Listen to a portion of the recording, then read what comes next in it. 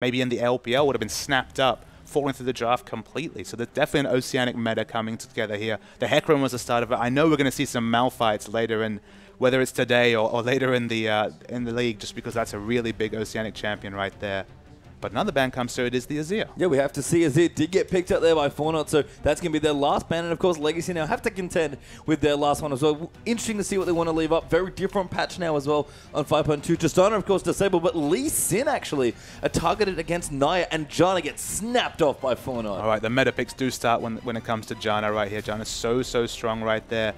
CNJ, though, he loves the Caitlyn and Ezreal. So, I mean, Janna, Ezreal, very weak laning phase. Maybe to me, maybe it might even suggest that we might be seeing the Caitlyn coming out here. It might be a little preview of the AD carry pick coming out because the synergy's there between Caitlyn and Janna has that wave pushing option right there. But still, a very safe first pick coming out from Fortnite. Yeah, Janna, just as you said, so strong and so safe. So a strong pick there for Fortnite.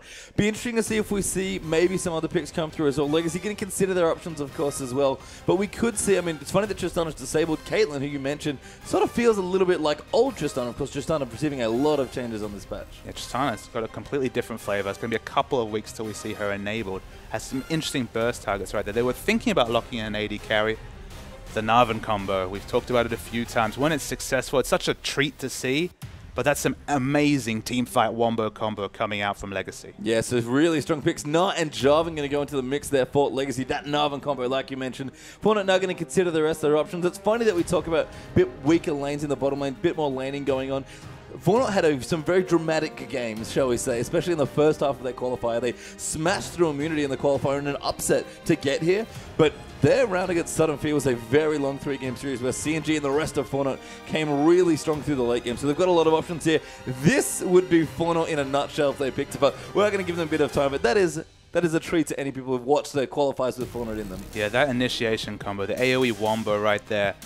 The Wukong is definitely fallen out of the meta. It was Sin for a little bit, especially in NA. St. Vicious especially loved that jungle Wukong. And then Wukong kind of fell off a tree. I mean, there wasn't any real big nerfs there or anything. He just fell out of competitive play. But the teamfight wombo on both sides, you have to think whoever layers, just, you know, between Narvan and this Orianna Wukong combo, whoever layers those skills the most appropriately is going to win a fight in an explosive manner. Yeah, it feels like Fortnite just never wanted to stop playing this. Wukong Orianna, their signature combo almost from the qualifier, going to come here in their first ever OPL game. I kind of like Janna in the mix as well. Gives you a couple of disengage options. I mean, we talk about big team fights being a thing. Janna very good at negating those.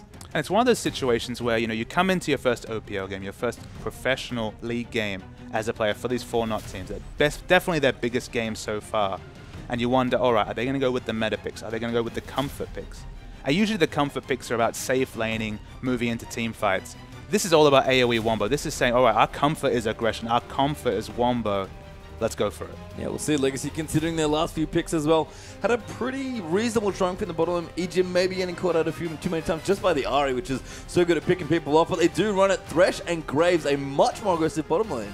It was very uncharacteristic of EGM to really struggle. I mean, even on the world stage, EGM looked really great. Remember his Alistar games at Wildcard were wonderful to see. So he's usually the rock that this team is built upon. And Carbon especially struggled in that previous series. Was almost irrelevant after some very nice pick-offs on Sivir on that Rex side. Really did struggle on that champion right here. So going for the more ganking potential here. You know exactly what to expect out of a Jarvan. There's going to be a lot of lane pressure coming in.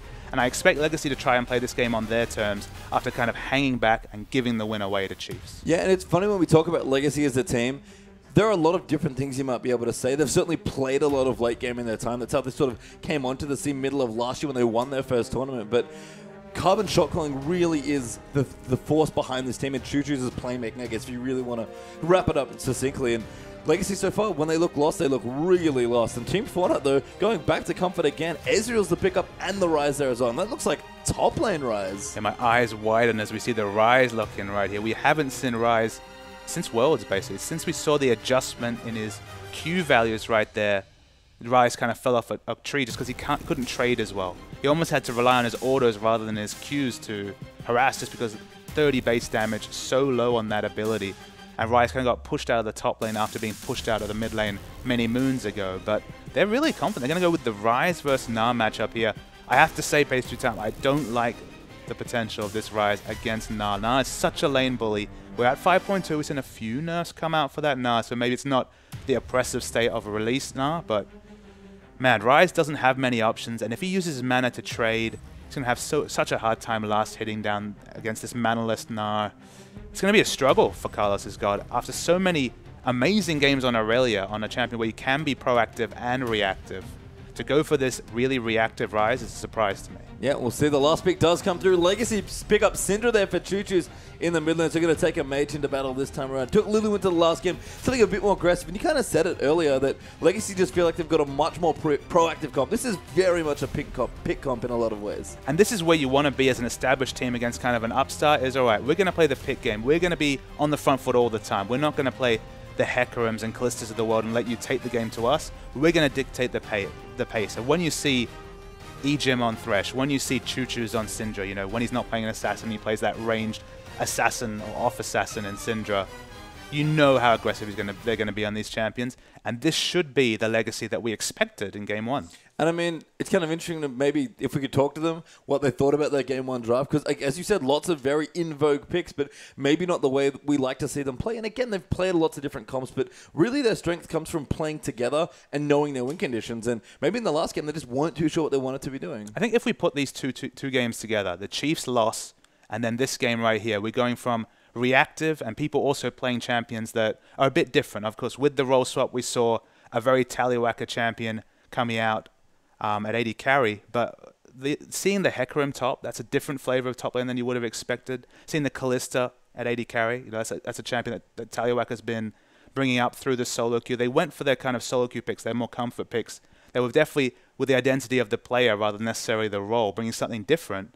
And they didn't work in that first game. The comp didn't come together. Now it's more of a trademark Legacy comp right here. We'll see more of a flavor of whether the role swap was successful or not. Okay, we shouldn't judge it completely on just day one's performance, but at least a bit more of an indication of what to expect with this revamped lineup. And the thing as well, kind of moving to Fortnite's comp, is that they have some pretty again, trademark stuff for them here as well. And it's not maybe the strength of a lot of the picks that are on the Legacy lineup. Not something that you're used to seeing, not the in vogue, the meta picks, but Fortnite, you know, they might be playing from a season or two back, but they're very comfortable champions. I just love the fact that Carlos' God is clearly putting himself on more of a carry champion. And we'll have to watch this Ryze very closely just to get a flavor of what to expect from this nerfed Ryze. Basically, after that nerf, after the base damage nerf on Q, we saw basically no Ryze picks. You don't see Ryze anywhere. So to really see how he lines up against a lane bully like Gnar, it's going to be information for us that will help inform all scenes just to get a flavor of whether this is a competitive matchup for Ryze or whether he'll really struggle. Yeah, and the Wombo there as well coming through. When we talked about Wukong Orianna being a staple for Fauna already, they're going to take that combo into this game. CNJ is back on Ezreal. Surprise, everyone. He's playing his comfort champion. He hovered Caitlyn there as well in the champ select, but clearly just wants to go into this game as comfortable as possible. And that's a very good strategy for Fauna, not just going into their first game, but going into their first game against a team as good as Legacy. Absolutely. Going on a comp you're really practice on, one that they've done through multiple metas with good success, is a strong move for them here. But Legacy also have champs they can fall back upon. Really comfortable picks coming out and such a crazy mid-game. Whenever Jarvan shows up in a lane, he's got so much CC between the Mega Gnar ultimate, Syndra's stun. I mean, if you get hooked by this death sentence, the burst from Graves and, of course, Jarvan, I mean, every time we see Carbon get a successful gank off, I expect a kill just because of so much pick pressure right there. And if Legacy can get that vision snowball in the mid game, they should take out this game. Yeah, kind of curious with the role swap as well. Just how well Kadra plays this. Now, Tallywhacker actually was one of the first players in Oceania to bring out Gnar on a big stage. He played it at the last event, the regional final, at the end of last year at PAX Australia. He was a really strong Gnar player. Everyone's kind of like, not sure how good this champion is. Like, guys, it's this good, trust me. It was just one of those champions. Even released Orianna was the same, where people took a while to figure it out. Once they really mastered the champion, the amazing laning potential and then the Mega Gnar teamfight transformations are insane. And Tallywhacker, I guess he was ahead of the meta, but with the role swap, he's just going to have to advise Kardred here to really take advantage of all the potential of that Gnar pick. And maybe the jungle matchup is something to look at as well, because it's very different. And we talk about Jarvan being one of the, if not the strongest jungler right now, but we've got Wukong here, which is maybe seen a season ago, and even then it wasn't that frequent. And it's one of those cases with the new jungle, the much more vicious jungle, you know, shades of Season 1 jungle coming out of the season, the 2015 season jungle right here. You take a lot of punishment in the jungle. Even if you're able to use your decoy to tank some damage, you take so much damage in the jungle that you find it very hard to skirmish. Wukong only has those damage skirmish ganks before level 6. Once his ultimate comes up and you get a counter gank, incredible. But before then, especially if Carbon gets on top of him, they are not going to be able to skirmish. And the lanes provide the skirmish advantage for Legacy right here. So I expect Naya to play very passively, farm up to the jungle, farm to 6, and just hope that this Jarvan can't get a success in the early game. Because it's very hard for Wukong to play reactively until he has that ultimate. And maybe in general, if we wanted to characterize just what the teams look to be going for here, just based on the early draft, it kind of seems like Fortnite are going to go back to maybe a bit more comfort, a bit more late game, and Legacy are going to definitely shift gears up and go straight for the mid game, just like you mentioned. And I was most impressed by Fortnite in that final game, the final 2 games against Immunity, when they played really aggressive mid-game comps, took the AP Nidalee in the mid lane, went for the picks, and were able to kind of close out a game. Because in the late game, they got really ahead in that game 2 against Immunity, and then, with a poke comp, and then started initiating team fights. So their play calling was a bit off, and there was actually a situation there where Immunity realistically could have got back in the game if not for that final decisive fight coming out for Fortnite. So their late game shot calling, like any new team, is a bit patchy, so they're going to have to work on that and play their strengths here if they want to beat Legacy. Well, we are into the game now. Fortnite versus Legacy. This will be Legacy's second game of the OPL, the debut of Fortnite here as well. Fortnite on the blue side, Legacy over on the red in a best of 1. And everybody, in fact, both these teams here currently winless, would love to pick up their first few points. Yeah, Oceanic League of Legends, but even for new fans, you have to understand this Legacy team. They represented the Oceanic scene at the International Wildcard. They had such a wonderful 2014, but it's a new year. It's a new league. There's a lot of new things right here, and Fortnite is definitely not a team to overlook. No, not at all. They looked fantastic in the qualifiers, and Carbon has snuck his way around here. Carbon going to go in as well, and Carlos like, I don't instead with Orianna waiting over the wall, but really strong and creative pressure by the Jarvan. But Pastry Time, we were worried about Carlos's Gods laning phase on Ryze in a straight-up matchup against Nah. Without flacking the lane against such a high-impact ganking jungler like Carbon's J4, how are you ever going to be competitive in this lane as a flashless Ryze? Yeah, a little curious that maybe Fortnite didn't consider a lane swap either, although Ryze probably suffers against Gravestone anyway in a 1v2, so very towards the mid late game, they're going to have a very good team goal. I mean, cast your mind back to, say, Royal Club versus OMG at the World Finals, and where we saw a lot of Ryze, and the one consistent strategy against values, he's just as turret diveable here. He doesn't even have flash for the first 5 minutes of the game. I think the pressure of Nah and Jarvan. Yeah, it looks like Carbon actually might be making his way up right now, very early on. But there was little to no communication with his lanes, or it just Kardred had a bit of a brain fade right there as he went and he even used his flash aggressively. Realized he was going to take a turret shot, but must have expected the supplement. There on the early gank, the Legacy jungler will give up his flash, but down the bottom now, see Telerak and Ijin pushing in pretty aggressively, sort of what we expect in a Graves Ezreal lane. We see pings on the minimap. Naya was actually supposed to... Makes the Dragon angry, actually tanks the damage, forces the flash out, doesn't really want to stand there, so Fortnite maybe feeling the nerves a little bit here in their debut OPL game. Everyone flashing pretty quickly actually in this game. I want to speculate. I'm going to speculate for Naya and just say that maybe he hoped that doing any animation would suggest to Carbon that he'd flashed, but Carbon wasn't buying at that time. A seasoned jungler like Carbon wasn't going to buy that and forced to use the flash. You're just waiting there. Carbon over at his blue now going to pick it up. Cost 7 up. Absolutely. And this is what we'd expect in this lane. A resourceless champion against a nerfed Ryze is such a horrible spot for Ryze right here. The trades can be okay in a standout matchup. You know, in an instant trade for Ryze is usually pretty good. But any sort of extended trade is going to be painful, to say the least, for the Ryze. Yeah, now going to continue his jungle, hit level 3 and go back. Carbon going to jungle a little while longer, though, at his Wolf Camp currently. So we'll see what does go back there. The early Chillings might pick this pick up. He's actually got a pink ward, so we can get some vision early on for his team. And that's kind of the case. If you're going for a level 6 jungler, if you're trying to rush that level 6 to really be impactful in a skirmish, picking up a pink ward at least relieves. Ejim trying to aggressively zone him here. Hook actually landing beautifully there. The shield comes down, but there's the buckshot. Tallywacker will get knocked off, and now Zelda could be in a bit of trouble, but a very good trade for Legacy. The skill shots for Ejim were always one of the... A nice trade on them, but no damage is going to super stick, even in this no sustained Janna lane. No, Graves applies so much pressure in these lanes, so haven't seen too much of him, though. He's picking up a bit more speed, and it's not... Never pathed his way to the blue buff right here. It's going to be a very late blue buff for Orianna. And try and giving him away. Carbon up towards the top with his blue. Maybe looking for a dive with the help of Mega now, but Carlos hugging that tower very tightly. He knows he's pretty unsafe here on Ryze. And that kind of meta shift that we talked about when we saw some of these kind of outdated picks. So Naya might be in trouble. Decoys away. Visible amounts, but Carbon gets low but doesn't die, and Nah gets first blood. Yeah, good assertive play coming out of Carbon. Surprisingly, we do see Choo-Choos go for a very defensive option in this laning phase. Kind of curious, though. Wonder your thoughts, Papa, actually, on why the build, especially for Choo-Choos, is not quite as aggressive as the usual Morellonomicon. I mean, it is worth noting that we've been used to casting on patch 5, and we on Morellonomicon and the things. I just remembered people talking about how much mana regen cost across patch 5, so maybe that is the consensus pickup right there, but still surprised to see. Once they'd blown Carlos Scott's flash at level 1, it's finally up again here, so he'll be very appreciative of that. But game is still very far ahead, but as you mentioned, Carl's keeping up here. Ejim actually going to dive in towards the blue side. The Ryze isn't picked up anymore is that they thought, okay, Ryze had a pretty unsafe laning phase before. He was prone, but it's worth noting that late game, a couple of base damage nerfs are not going to affect Ryze. Ryze is still a late game beast. We'll get in now as well. Good damage there. Does not use the ultimate. Knows it's likely not a kill, especially with seeing... Never stands statically. He always moves in. Goes for those kind of hidden hooks that really pick up a dragon off that. So that's a big advantage for Legacy. Yeah, good bit of control here. This should be the dragon uncontested.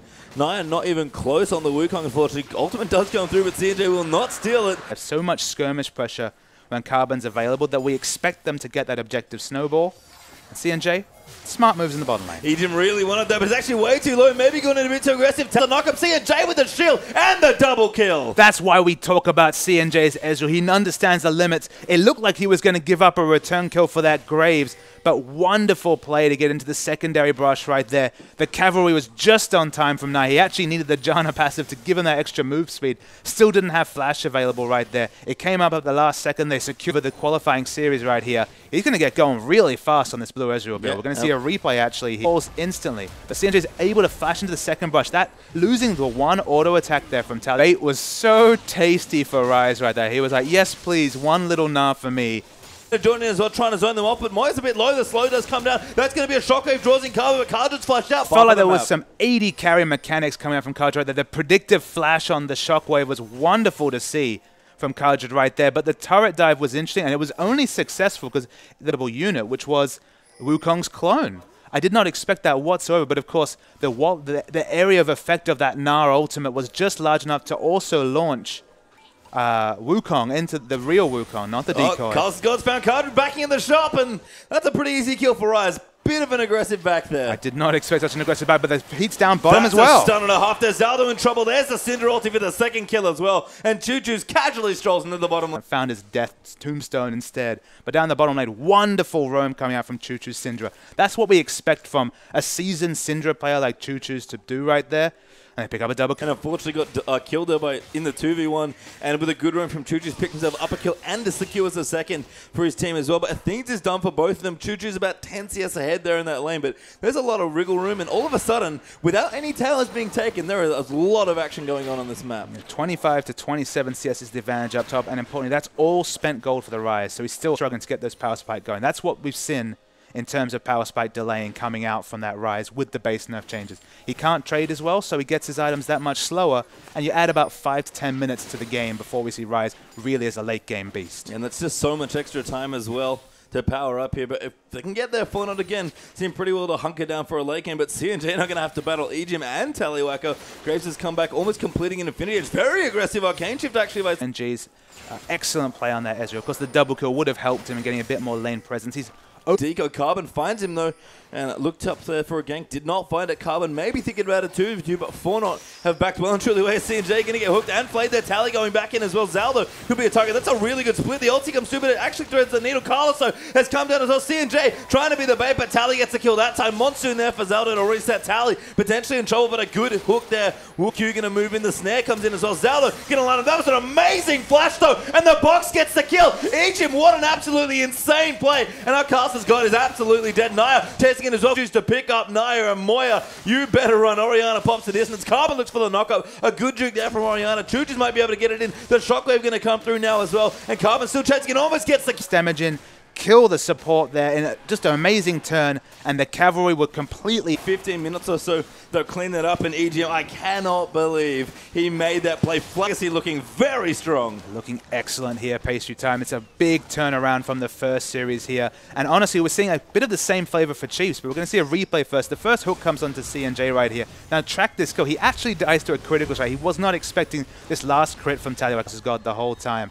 And in the minimap, nobody's actually coming down bot right here. So, of course, Carlos God probably thought, all right, this is going to be a nice little extra kill. But EGM has got the evasive moves right here. It takes so long for Rise to shut him down, and I love the return burst onto Zelda, understanding that situation. EGM lives here. That's what I think you need to notice. Chu just has to flash to get the answering kill right here. But the moment the Chilling Smite comes onto Naya, there's not much Moyo can do right here. It doesn't have ability. He used his dissonance already for damage. Wasn't able to use it to open up. Zelda face checks the brush, goes down to the buckshot, and Tallywacker puts in one more order. CNJ trying to get all the way out of the bottom lane. No help forthcoming. In fact, it's just Legacy moving down as well. A good flash for Ezreal to keep him safe, but Legacy are getting very aggressive. Legacy are all over the map, and CNJ is dead. He's in trouble. Choo-Choo gets that kill with the ulti. Wow. It's just all coming together in the same game here for Legacy. And up top, it doesn't look like it's going to stop. No, Cartridge is just going in on the Carlos's God Rise, struggling to fight Magano out the back past his tower. He's pushed down one already. In fact, it's 2 quick towers for Legacy. But Cartridge Marino is going to force the flash out as well. And look at that CS advantage in the top lane, close to 50 up now. There's a massive wave right there. Carlos's God really does not want to back away. There's so many minions, about 3.5 minion waves crashing in. And Moya... This is unfortunately the downside of the Orianna pick is sometimes, especially in this Syndra matchup, if you're second to every skirmish, if you're second to every team fight in the first 20 minutes of the game might be over before you get to that crazy late game AP Orianna. Yeah, Choo-Choo's and Tally actually going to force some towers down. There's one going through to the mid. Tally going to work on this one. Probably commits to taking it out. CNJ cannot defend. And that will be 4 towers to 0 actually there for Legacy. And all of a sudden, this gold lead has sprung up almost out of nowhere. 7,000 gold ahead. And now a blue buff steal as well for Legacy. And we said what Legacy needed to do was to get ahead in the mid game. They've just turned on a tornado in the mid game right here.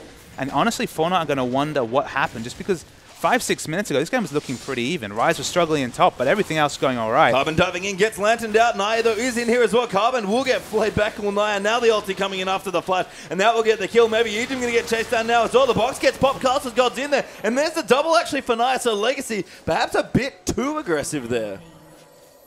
In the transition, though, off screen, we did see Choo-Choo's once again assassinating the Orianna. Nothing that she could do right here. A lot of members coming, but a smart teleport from Kardrid will give them a defensive option. Flashing in there as well to get the slowdown. Naya in trouble with the hyper proc. He goes back in and knows he's dead. Tries to juke in the brush, but the kill actually goes to Choo-Choo's there as well. And this Syndra, 5-0 and 2.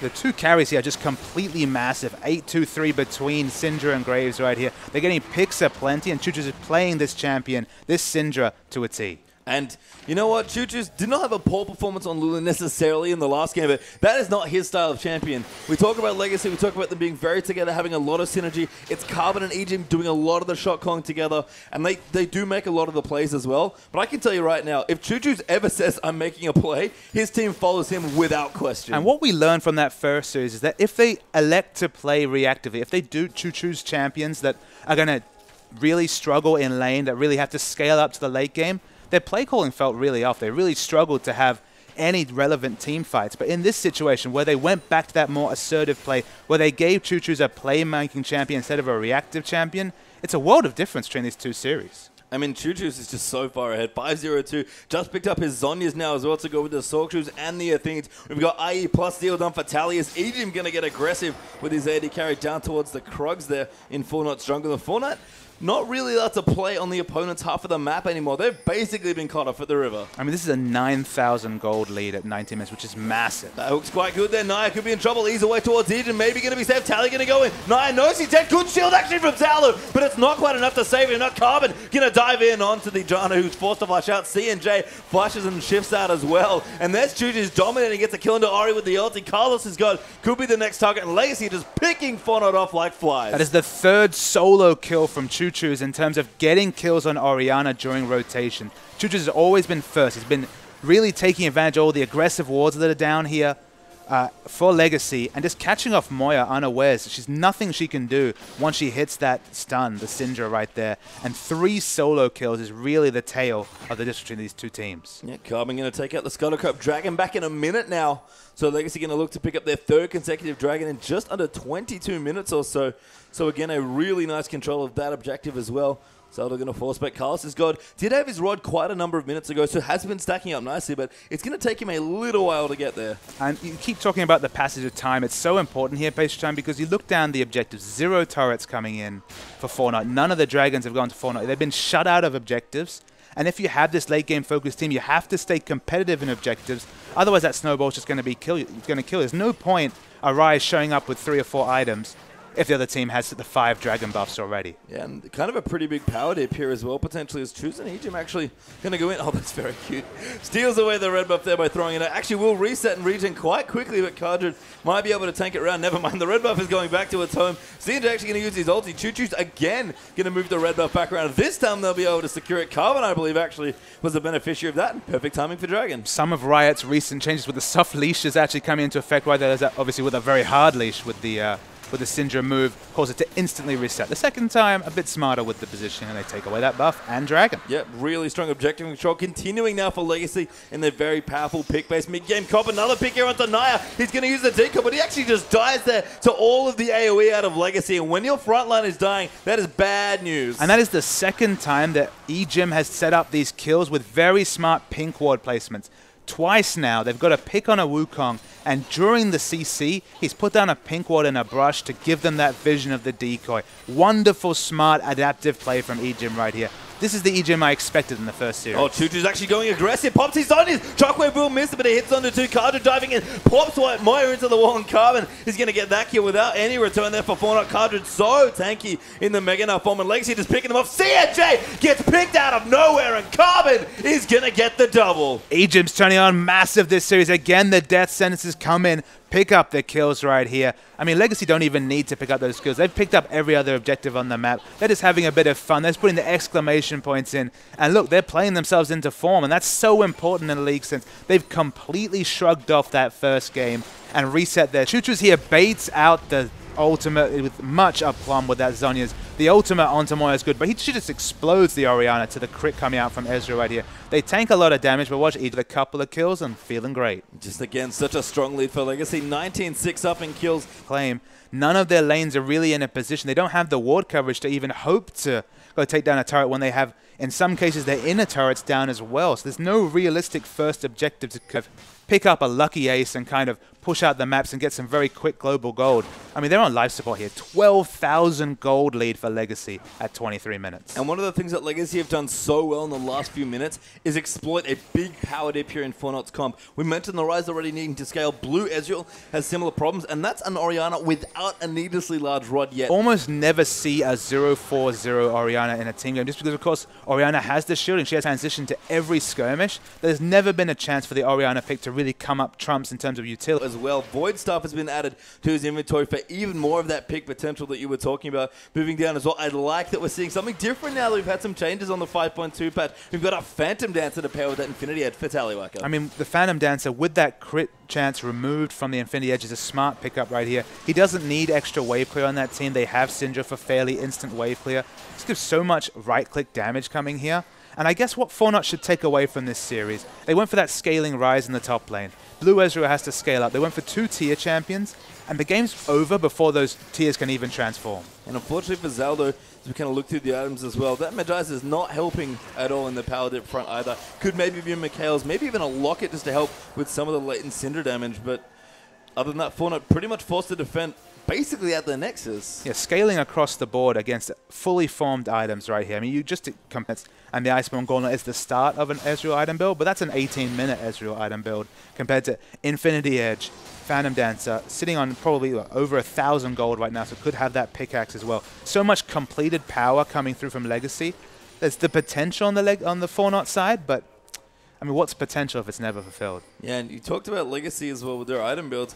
I feel like maybe even if you skip the Blast Whisperers, CNJ just gets picked off there by Chuches. Ejim again on the assist train there with that hook. Looking again, does not find Zaldo. Neither could be in trouble, and the siege is on Kadra. So tanky, actually gets the ulti pop there by Castle Scott. He tries to do damage, but the Mega Gnar, even Mini Gnar is actually pretty tanky with the Warmogs, and Legacy going to comfortably siege up this inhib turret. Yeah, and Rise is not to the point here where he can kind of shrug off the frontline damage and explode someone. Of course, Chuches has the stasis, has a defensive option.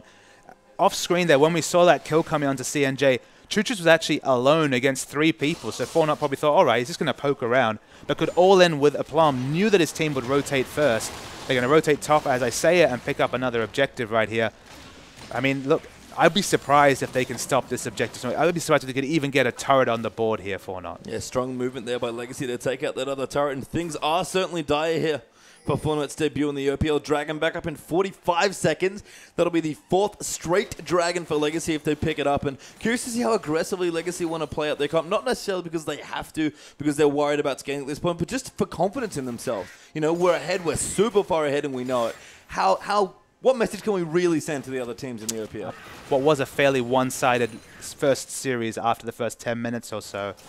And I guess I'd rather focus on the Fortnite side here, just because this is probably going to be another situation where Fortnite, they'll enter their series later today trying to pick up that first win. It looks very, very difficult for them to pick up a win here. I'd just like to see the other teams really respect the power of these top teams, respect the power of Legacy, respect the power of Chiefs, go for either a mid-game focused team or really understand that you can't afford to go scaling items in multiple lanes against a pick comp. Because if the pick comp ever gets ahead in the mid-game, you're never going to have that chance to farm up that tier if you really can't even auto-attack creeps because your whole jungle's warded. You can see Ejim and Tallywhacker already aggressive. Actually, Basie gets the knock up there with his ultimate. Chuches pops the ulti and says, yeah, mine's a little better right now. Zaldo going to get aggressive on Kadra, goes Mega and does tank the turret, but will pop himself out. And that was a ridiculous pick by Legacy. When Ejim's on form, you'd think that Death Sentence was a target ability right there. Took down Ezreal, who's a legendary. Zaldo pretty much at his belt and trying to stay alive and might still die. Does survive, thankfully. The Ignite not enough, but Legacy may just end the game here. Yeah, they're going to take a bot turret right here. They have 5 members strong, but the death timers are short at this point. Wukong's already back up here. Going to be difficult to finish off the game off that, so they'll back away here. Baron's a realistic objective. The 5th Dragon, like Legacy with this much experience, that's pretty rare to happen. And Fortnite, you know, they'll play it out here, they'll have as much experience. Actually, Carbon, no, does not get found out. No vision there for CNJ, so just try to look blind. Right here. Legacy can probably realistically afford 1 or 2 small mistakes and then to come back and win the game anyway. But I think it's more important to them to really play at that top level. Of course, they will have access to scrims through the week. They will have other practice options, but this is the top tier of competitive play right here. Play as decisive as possible. Don't take the pedal off the metal, because when the big games come in, they want to win those too. CNJ might be in trouble. He's in fact, as Chuches gets another off-screen kill. Just too quick for us to catch him. He just needs to say, hey, we're leveling up. We're getting experience. This is our first time playing really against these top teams. We'll take all of the experience we can get. And to their credit, they looked very competitive in the early stages of this. Really played excellently in the qualifiers, looked emphatic winners over Immunity. We thought they'd actually make a real shake at the standings right here, but they're kind of getting that first introduction to the top tier. For Fortnite to behold. Again, almost finished the death clip. Doesn't really need it. Got a blue buff for his trouble as well. Sideways pushing left, right, and center for Legacy with that Baron buff down as well. And it's all but for the formality of this one. But Fortnite are going to hang on to as many structures as they can. But unfortunately for them, they don't have too many left. No, they don't have too many left whatsoever. And you have to think the turret dive, once that Mega Gnar transformation comes in once again, will be on. I mean, Ejim looked for a hook there as well. That could also start it off. And the cannon meaning we've seen it before. Oh, Ezreal will snipe it off. CNJ does get it. No banner of command this time, unfortunately. Rest in peace, Banner of Command, Invictus Gaming. One day we'll see it again. It was great. Here's Legacy still going to continue their siege, trying to spread out. I like that. Just want to apply the Baron buff to as many minions in as many lanes as possible. Lance in there for safety. Tally does actually get caught up there by the knocker, but he'll just stand and fight Naya, and Kadrid's going to easily clean him out. The shotgun just landed a Chuches. Might go down. That's an amazing stun. A good Zonya's there as well. Zelda looking quadra kill coming out for Tallywhacker as well. That's the ace and probably the game, Papa Smithy. The roll swap comes up big right there. 4 kills, but I love the Unleash the Power and instant Zonya's coming out from Syndra. She was eventually going to die there, but it doesn't matter for Legacy. They're going to finish out a minute 32 it spawns, but about 5 seconds till we see Legacy's first win in the OPL. So Kadra OPL as the top laner as well. And looked a little rough against the Chiefs in their last series, but really came back firing there against Fortnite. Just an insane performance across the board from Legacy. And this is the difference in 2 series. When you see Carbon on form, they get the early ganks off successfully, and the laning power of Choo-Choo's, he was kind of forced and shunted onto that Lulu, could only really clear waves right there, did that comfortably and delayed Swiffer from going off in that first game, but it didn't play a plum. But in that second series, playing Syndra, the champion with the initiative in that Orianna matchup, he was just crazy. Yeah, we do have a replay to go to there as well. We'll see just how much damage Legacy could do. Yeah, it's a really early fight right here. I imagine we're going to see some EGM highlights very shortly, but we'll roll the tape right here.